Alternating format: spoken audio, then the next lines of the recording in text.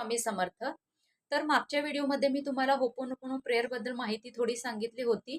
तर आज मी तुम्हाला डॉक्टरबद्दल माहिती सांगणार आहे. एक छोटी गोष्ट आहे डॉक्टर व्ह्युलिन यांची.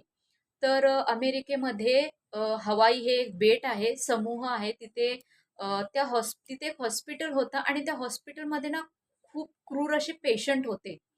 ते पेशंट होते, कोणी रेप केलेला होता, कोणी दरोडा घातलेला होता, कोणी खून केलेला होता आणि खूप खतरनाक पेशंट होते ते.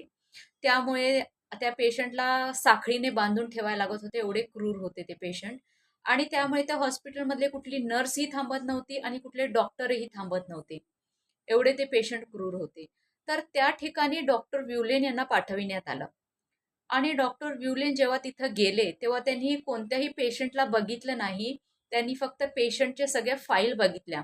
जेवढे पेशंट आहेत तेवढे सगळ्यांचे फाईल बघितले आणि एक पेशंटची फाईल काढून त्यांनी फक्त हा विचार केला, एका पेशंटची फाईल ओपन केली आणि त्यांनी काय म्हटलं असेल, ते म्हणाले, की ह्या पेशंटनी जे पण काही चुकीचं वागणूक केलेलं आहे किंवा क्रूर अ, कृत्य केलेलं आहे, त्या कृत्याची पूर्ण 100% जबाबदारी मी घेतो.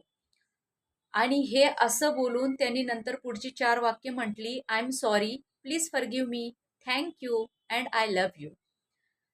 तर ही 4 वाक्य बोलल्यामुळे जेवढे पण जे काही फाईल होते, ते पूर्ण फाईलला त्यांनी असंच हील केलं. म्हणजे होपोनोपोनो प्रेयरने हील केलं. जेवढे कैदी होते, त्या कैद्यांची जबाबदारी स्वतः घेतली, की त्या सगळ्या कैद्यांनी जे पण काही मानसिक कृत्य केलेलं आहे, जे पण काही वाईट काम केलेलं आहे, त्या सगळ्यांची 100% जबाबदारी मी घेतो. आणि असं म्हणून त्यांनी सगळ्या फाईल क्लिअर केल्या आणि होपोनोपोनो प्रेयर म्हटली आणि त्या होपोनोपोनो प्रेयर म्हटल्यामुळे त्यांनी माफी मागितल्यामुळे ते सगळे जे काही कैदी होते ते हळूहळू शांत झाले. त्यांना पायात साखळ्या बांधून ठेवलेल्या त्या साखळ्या सोडण्यात आल्या आणि हळूहळू ते पेशंट कव्हर झाले आणि ते पेशंट कव्हर झाल्यामुळे ते पेशंट आपल्या आपल्या घरी गेले आणि त्याच्यानंतर त्या हॉस्पिटलमध्ये एकही पेशंट नव्हता. त्यामुळे तो हॉस्पिटल बंद करावं लागलं.